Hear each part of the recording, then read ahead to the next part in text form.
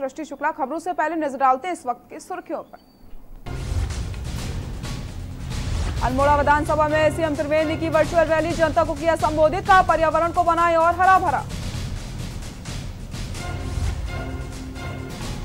PMUY के तहत केंद्र ने 3 फ्री रसोई गैस योजना में किया बदलाव, खुद करना होगा तीसरे गैस सिलेंडर का भुगतान। बीजेपी का वर्चुअल हथियार बनेगा और धारदार, बूथ स्तर तक 10,000 से अधिक व्हाट्सएप ग्रुप बनाए गए। देहरादून में प्रदेश का पहला ई कलेक्ट्रेट शुरू, फाइलों के लिए अब नहीं काटने होंगे कार्यालय के चक्कर, जल्द ही अन्य जिलों में भी लागू होगी व्यवस्था। आज से चलेगी रोडवेज बसें, मगर यात्रियों को जेब होगी ढीली, 67% तक ज्यादा देना पड़ेगा किराया। राज्य के सभी हिस्सों में पहुंचा मानसून, 5 जिलों में दिखाया सबसे ज्यादा असर, मौसम विभाग ने जारी किया अलर्ट। आप देख रहे हैं के न्यूज, खबरों का सारथी। रुक करते हैं खबरों का। उत्तराखंड के मुख्यमंत्री त्रिवेंद्र सिंह रावत ने अंतर्राष्ट्रीय क्रिकेट स्टेडियम रायपुर देहरादून में बनाए गए कोविड केयर सेंटर का निरीक्षण किया है। इस कोविड सेंटर में कोविड-19 के मानकों के अनुसार सभी प्रकार की सुविधाएं उपलब्ध करवाई गई हैं। अभी इस सेंटर में 750 बेड की व्यवस्था की गई है।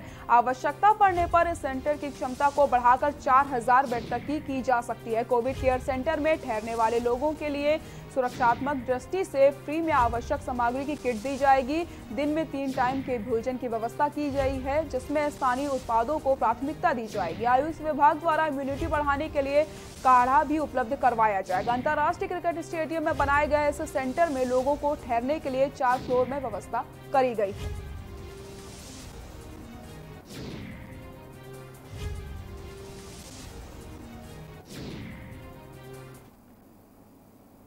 कोविड-19 के दृष्टिगत प्रदेशवासियों को रोजगार के अवसर बढ़ाने के लिए मुख्यमंत्री त्रिवेंद्र सिंह रावत ने गुरुवार को सचिवालय में अधिकारियों के साथ बैठक करी है। मुख्यमंत्री ने कहा है कि कुछ विशेष सेक्टर चिन्हित किए जा रहे हैं, जिसमें लोगों को रोजगार उपलब्ध करवाया जाएगा। उन्होंने कहा है कि आवश्यकता अनुसार विभिन्न क्षेत्रों में उपनल के माध्यम से भर्ती की जा सकती है। स्वास्थ्य, स्वच्छता एवं तकनीकी क्षेत्र में कर्मियों की ओर तैनाती की आवश्यकता है। मुख्यमंत्री त्रिवेंद्र सिंह रावत ने कहा है कि उपनल के माध्यम से जो भी भर्ती की जाएंगी उसमें पूर्व सैनिकों एवं सैनिक आश्रितों के सबसे पहले प्राथमिकता दी जाएगी। यदि किसी क्षेत्र में पूर्व सैनिकों एवं सैनिक आश्रित की उपलब्धता नहीं हो पाती है, तब भी अन्य लोगों को उपनल के माध्यम से भर्ती दी जाएगी। नौकरी के लिए विभिन्न क्षेत्र चिन्हित होने के बाद उपनल द्वारा पंजीकरण की प्रक्रिया शुरू की जाएगी। इसके लिए इस वित्तीय वर्ष के अंत तक अर्थात 31 मार्च 2021 तक आवेदन किया जा सकता है। मुख्यमंत्री ने कहा है कि कुछ ऐसे क्षेत्र चिन्हित किए गए हैं जिसमें समय की मांग एवं परिस्थितियों के अनुसार प्रदेशवासियों, विशेषकर पूर्व सैनिक एवं सैनिक आश्रितों एवं महिला समूहों को उपनल के माध्यम से स्किल डेवलपमेंट किया जा सकता है।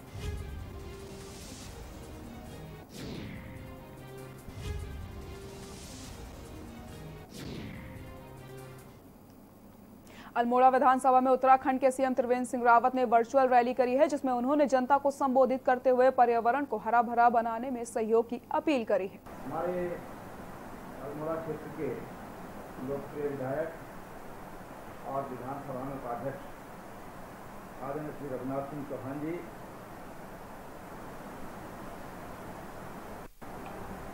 राज्य मंत्री और भुवनेश्वर से विधायक श्रीमती रेखा। पिछले 3 सालों में मुख्यमंत्री त्रिवेंद्र सिंह रावत द्वारा अपने निर्वाचित विधानसभा क्षेत्र में विकास कार्यों को लेकर जो घोषणाएं की गई थी, वह घोषणाएं अभी तक कितनी धरातल पर उतरी हैं, जिसको लेकर आज डोईवाला ब्लॉक सभागार में राज्य मंत्री करण बोहरा की अध्यक्षता में समीक्षा बैठक करी गई, जिसमें उप जिलाधिकारी के साथ सभी विभागों के अधिकारी व कर्मचारी भी मौजूद रहे। इस दौरान राज्य मंत्री करण बोहरा ने कहा है कि आदर्श विधानसभा डोईवाला के विकास को लेकर सीएम की कुल घोषणाओं में से 85% विकास योजनाएं मूल रूप से हो चुकी हैं और जो बची हैं उनका डीपीआर विभाग तैयार करके शासन को भेज रहा है, ताकि जो विकास योजनाएं रह गई हैं उन पर काम शुरू किया जा सके। आदर्श विधानसभा बनाने के लिए उन कार्यों की प्रोग्रेस जानने के लिए ये आज महत्वपूर्ण मीटिंग रखी थी। और इसमें मैं समझता हूँ कि काफ़ी विभागों ने सकारात्मक रुख अपनाया और अच्छी प्रोग्रेस दिखाई और काफ़ी कार्य हमारे पूर्ण हो चुके हैं और बाकी के जो पेंडिंग है उनको भी अतिशीघ्र पूरा कर लिया जाएगा। प्राथमिकता के आधार पर उस योजना के पूर्ण करने के लिए प्रयास करेंगे। और आज हमारे माननीय राज्य मंत्री जी भी यहाँ पे उपस्थित थे। सभी विभागीय अधिकारियों को ये निर्देशित किया गया कि माननीय मुख्यमंत्री जी की जो भी घोषणाएं हैं उनको हम जल्दी से जल्दी पूरा करने का प्रयास करेंगे, ताकि धरातल पर अगर वो योजना बनेगी तो उसका लाभ यहाँ की जनता को मिल सकेगा। आयुक्त अरविंद सिंह हिरयांकी ने नगर का भ्रमण कर पर्यटन विभाग की एडीबी स्पॉन्सर स्कीम के अंतर्गत चल रहे विभिन्न सौंदर्यीकरण कार्यों का स्थलीय निरीक्षण किया है। उन्होंने एडीबी द्वारा तल्लीताल घाट पर किए जा रहे झील सुरक्षा दीवार सुधारीकरण कार्य का मुआयना करते हुए जरूरी दिशा निर्देश भी दिए हैं। क्षेत्र को जाम से मुक्ति दिलाने के लिए तल्लीताल टोल टैक्स चौकी को 50 मीटर मल्लीताल की ओर शिफ्ट करने के निर्देश जारी किए हैं। साथ ही साथ उन्होंने एडीबी के अधिकारियों को निर्देश देते हुए कहा है कि नगर में दिए जा रहे डेवलपमेंट कार्यों को गुणवत्ता के साथ कार्य और अधिक तेजी लाते हुए कार्य को शीघ्रता से पूर्ण करने के निर्देश जारी किए हैं।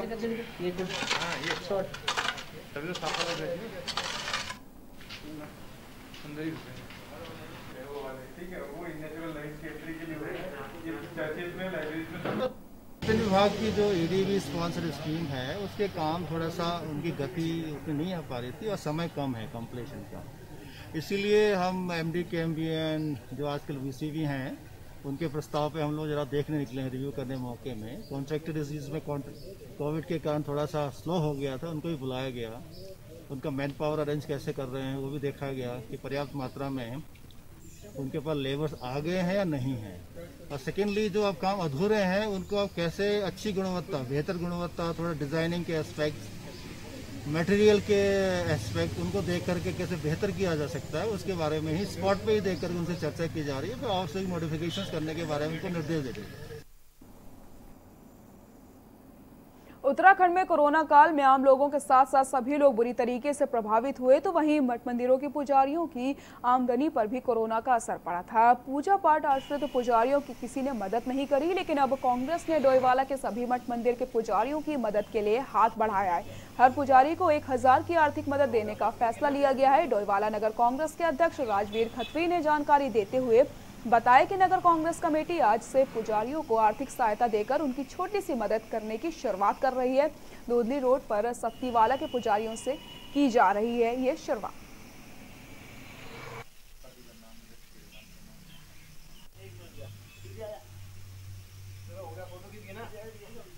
देखिए, आप जानते हैं कोरोना काल में सब कोई प्रभावित थे, तो सबके लिए सरकार ने कुछ ना कुछ किया है।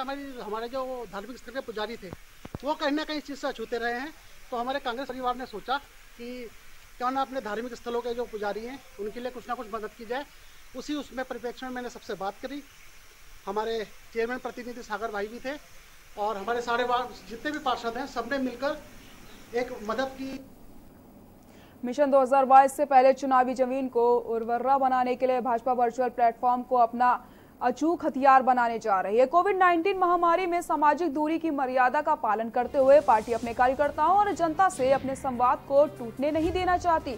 यही वजह है कि उसने अब तक प्रदेश जिलों में मंडलों से लेकर बूथ स्तर तक 10,000 से अधिक व्हाट्सएप ग्रुप तैयार कर लिए हैं। ये सिलसिला अभी भी जारी है। प्रत्येक विधानसभा में अब तक पार्टी से जुड़े लोगों के 500 मोबाइल नंबर जुटाए जा चुके हैं। ये संख्या आने वाले कुछ महीनों में और भी अधिक बढ़ सकती है। लिहाजा संवाद के लिए पार्टी वर्चुअल हथियार को और धारदार बनाने का फैसला किया है। कोविड-19 महामारी की वजह से पार्टी ने वर्चुअल माध्यम को चुना है।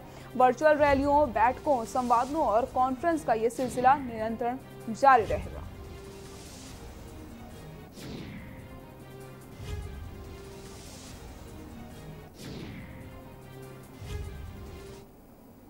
लॉकडाउन के 3 महीने बाद शुरू हुई उत्तराखंड परिवहन की बसों में यात्रियों ने सफर करना शुरू कर दिया है। सीमांत खटीमा बस स्टेशन पर बसों के इंतजार में बैठे यात्रियों का कहना है कि उत्तराखंड परिवहन का संचालन उत्तराखंड में शुरू हो गया है, लेकिन बसों का समय अभी तक तय नहीं किया गया है। इससे टनकपुर से चलने वाली बसों का इंतजार करना पड़ रहा है। वहीं परिवहन विभाग के कर्मियों ने बताया कि बसों की संख्या अभी कम है और यात्रियों की भी, लेकिन जो यात्री बस में बैठ रहे हैं उनकी स्क्रीनिंग भी की जा रही है।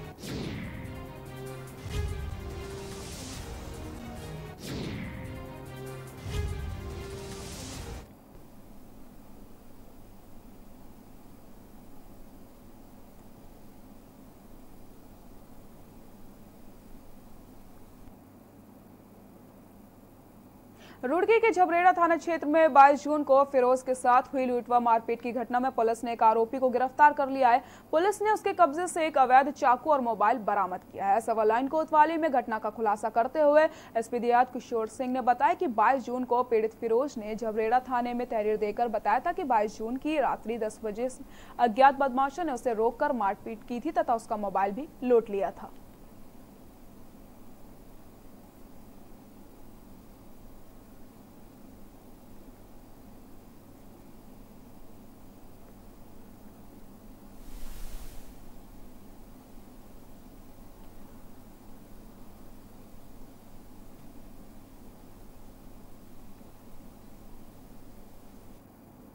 कोरोना संक्रमण के दौरान उत्तराखंड के राज्य कर्मचारियों के वेतन में हो रही कटौती का मामला नैनीताल हाईकोर्ट के शरण में पहुंच गया है। मामले की गंभीरता से लेते हुए नैनीताल हाईकोर्ट के वरिष्ठ न्यायाधीश सुधांशु धूलिया की एकल पीठ ने राज्य सरकार को जवाब पेश करने के आदेश जारी कर दिए हैं। मामले में सुनवाई के बाद न्यायाधीश सुधांशु धूलिया की एकल पीठ ने राज्य सरकार से पूछा है कि आखिर सरकार के द्वारा किस अधिकार से राज्य कर्मचारियों के वेतन में कटौती की जा रही है। अब मामले में 26 जून यानी कल एक बार फिर से सुनवाई होगी और सरकार अपना जवाब कोर्ट में पेश करेगी।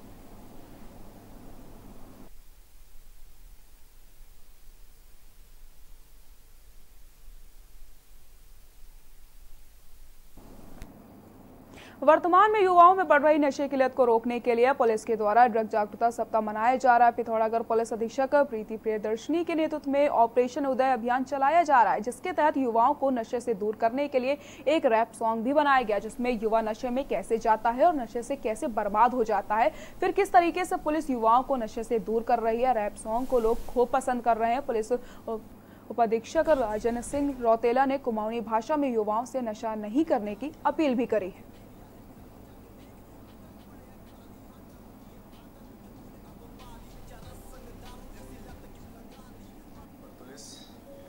पुलिस अधीक्षक पिथौरागढ़ श्रीमती प्रीति प्रियदर्शनी निर्देशन में एक ऑपरेशन चलाने जाना है, जैक नाम छू ऑपरेशन उदय।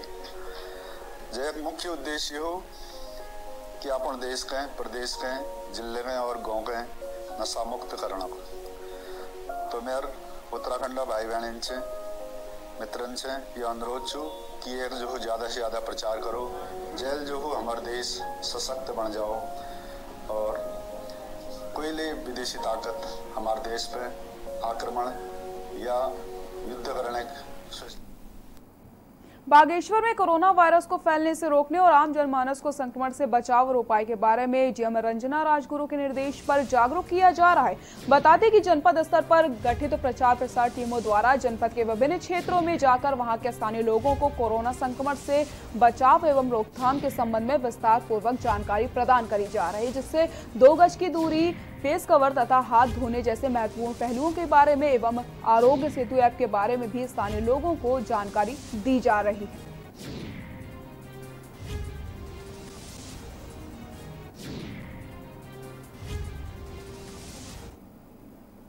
आम आदमी पार्टी के प्रदेश अध्यक्ष उत्तराखंड एसएस कलेर ने आज सितारगंज का दौरा करके आम आदमी पार्टी कार्यकर्ताओं में जोश भरते हुए 2022 के चुनाव में जुट जाने की अपील करी है। उनका कहना है कि आम आदमी पार्टी कार्यकर्ताओं को जो बूथ कमेटियों की बनाने में दिक्कतें आ रही थी, फिर लोगों की जो समस्याएं हैं उनके साथ रूबरू होंगे। मुश्किलों को सुनने के लिए, जो आगे आने वाले समय के लिए कोई दिक्कत ना हो, उन मामलों को हल करने के लिए इनके साथ अपनी टेक्निकल टीम लेके पहुंचा हुआ हूँ, जो कि हमारा सारा सिस्टम ही ऑनलाइन है। बूथ पे जो भी संगठन बन रहा है उसकी सीधा एंट्रियाँ डल रही है और दिल्ली तक जा रही है, ताकि एक आदमी का हमें काम दिखता है शाम को। जहाँ को छोटी मोटी प्रॉब्लम आ रही थी उनको हल करने के लिए हम पहुँचे। देहरादून से बड़ी खबर आपको बता देते हैं। देहरादून से इस वक्त की बड़ी खबर, प्रत्येक आंगनवाड़ी आशा कार्यकर्ती को दिए जाएंगे पैसे। प्रत्येक कार्यकर्ती को मिलेंगे 1,000 रुपए। देहरादून से बड़ी खबर आपको बता देते हैं। राज्य में 50 से अधिक हैं कार्यकर्ती। चतुर्थ श्रेणी के कर्मचारी पर्यावरण मित्र की नहीं कटेगी सैलरी। मुख्यमंत्री त्रिवेंद्र सिंह रावत का ऐलान। देहरादून से बड़ी खबर आपको बता दें, मुख्यमंत्री त्रिवेंद्र सिंह रावत ने ऐलान किया है कि प्रत्येक आंगनवाड़ी आशा कार्यकर्ती को पैसे दिए जाएंगे। प्रत्येक कार्यकर्ती को मिलेंगे 1,000 रुपए। राज्य में 50 से अधिक हैं कार्यकर्ती। देहरादून से बड़ी खबर आपको बता दें, प्रत्येक आंगनवाड़ी आशा कार्यकर्ती को दिए जाएंगे पैसे, 1,000 रुपए दिए जाएंगे। राज्य में 50 से अधिक हैं कार्यकर्ती। आपको बता दें, मुख्यमंत्री त्रिवेंद्र सिंह रावत ने ऐलान किया है कि चतुर्थ श्रेणी के कर्मचारी पर्यावरण मित्र की अब सैलरी नहीं काटी जाएगी। बाजपुर में पुलिस और जंगलात की संयुक्त टीम ने गांव थापक नगला में 2 घरों में छापेमारी करके खैर के 13 गिल्टे बरामद किए हैं। पुलिस टीम को देखते ही आरोपी फरार हो गए। बरामद खैर गिल्टों की कीमत करीब 50,000 रुपए आंकी जा रही है। आरोपियों के खिलाफ मुकदमा दर्ज कर लिया गया है।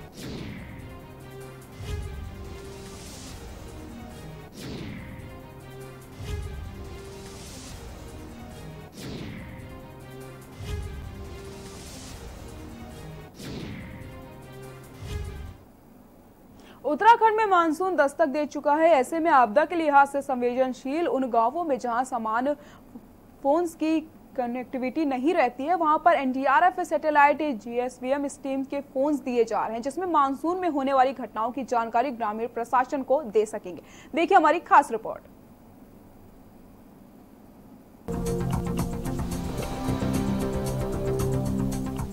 मानसून की दस्तक उत्तराखंड में हो गई है। मानसून सीजन में भारी बारिश से यहाँ भूस्खलन व आपदा संबंधित कई घटनाएं होती हैं। ऐसे में राज्य के कई इलाके ऐसे हैं जहां पर सामान्य फोन्स की कनेक्टिविटी नहीं है, लिहाजा सैटेलाइट फोन्स ग्रामीणों के लिए काफी मददगार साबित होंगे।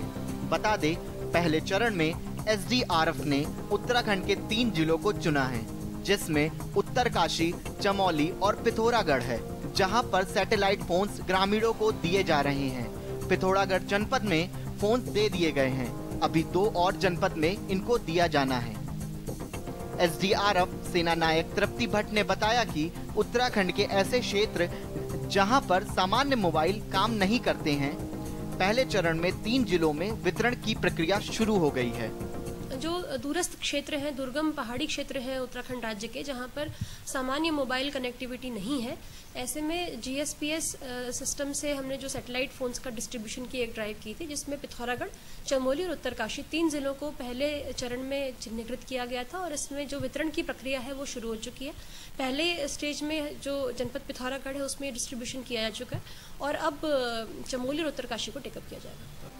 उत्तराखंड के कई जिले आपदा के लिहाज से बेहद संवेदनशील हैं और दूरस्थ क्षेत्रों में भी हैं, जहां कनेक्टिविटी भी नहीं होती है। ऐसे में किसी भी तरह की घटना होने पर ये फोन्स ग्रामीणों के लिए मददगार साबित होंगे। साथ ही सूचना मिलने पर प्रशासन और एसडीआरएफ के जवान भी समय रहते घटना स्थल पर पहुंच सकेंगे। देहरादून से के न्यूज के लिए राजेश वर्मा की रिपोर्ट।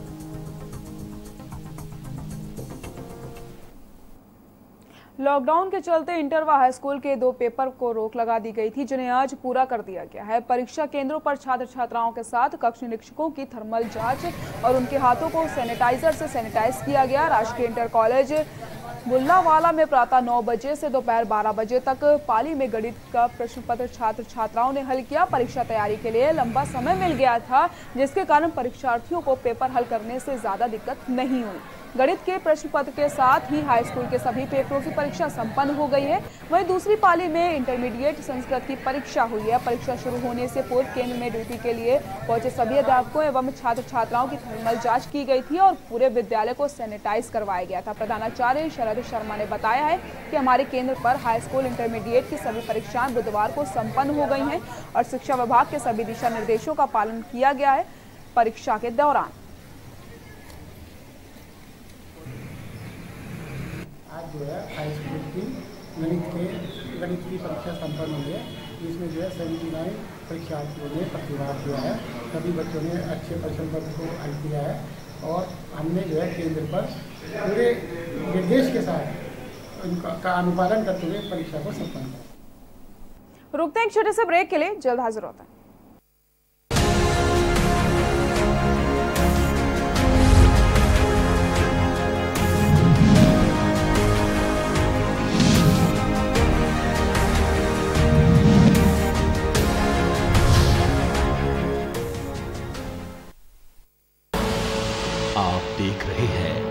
के न्यूज, खबरों का सारथी।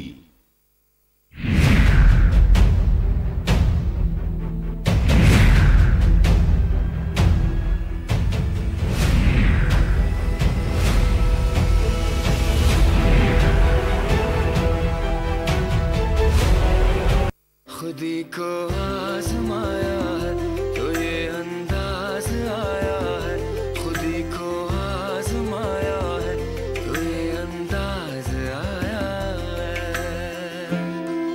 तुम में भी मैं हूं, शुद्ध प्लस पान मसाला। आप देख रहे हैं के न्यूज, खबरों का सारथी।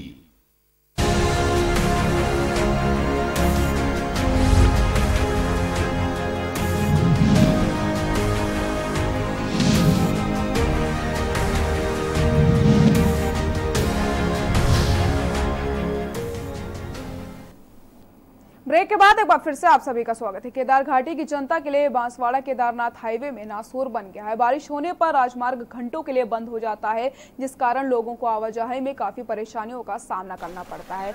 मशीनों की मदद से राजमार्ग को खोला गया था, लेकिन कुछ देर बाद भारी भरकम मलबा और पत्थर आने से राजमार्ग फिर पूरी तरीके से बंद हो गया और उसको खोलने के लिए काफी मशक्कत करनी पड़ी। राजमार्ग के बंद होने से दोनों ओर सैकड़ों की संख्या में वाहन फंसे हुए थे। दरअसल केदार घाटी की लाइफलाइन रुद्रप्रयाग गौरीकुंड हाईवे पर ऑल वेदर निर्माण से कई डेंजर जोन उभर आए हैं।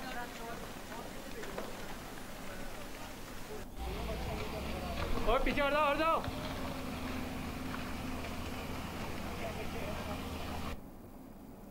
मुख्यमंत्री त्रिवेंद्र सिंह रावत ने बुधवार को मुख्यमंत्री आवास में ई कलेक्ट्रेट प्रणाली का शुभारंभ किया है। मुख्यमंत्री ने कहा है कि समय की मांग के अनुसार तकनीक का अधिक से अधिक उपयोग जरूरी है। ई कलेक्ट्रेट प्रणाली से लोगों को सुविधा तो होगी ही, साथ ही साथ समय की बचत भी होगी और आवश्यक कार्यालयों की भागदौड़ भी नहीं करनी पड़ेगी।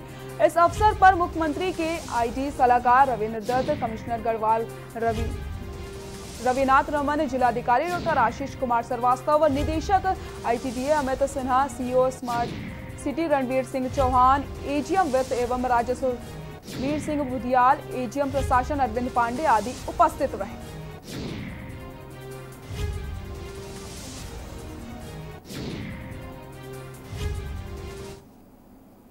देहरादून के रायपुर अंतर्राष्ट्रीय क्रिकेट स्टेडियम को अस्थायी कोविड सेंटर के रूप में तब्दील करने की तैयारियां चल रही हैं। 2000 बेड्स का ये कोविड सेंटर उत्तर प्रदेश और उत्तराखंड का सबसे बड़ा कोविड सेंटर होगा। उत्तराखंड में कोरोना के केस लगातार बढ़ते जा रहे हैं। देहरादून में अब तक कुल 600 के लगभग केस सामने आ चुके हैं। बढ़ते मामले को देखते हुए देहरादून के अंतर्राष्ट्रीय क्रिकेट स्टेडियम को अस्थायी कोविड सेंटर के रूप में तब्दील कर दिया गया है।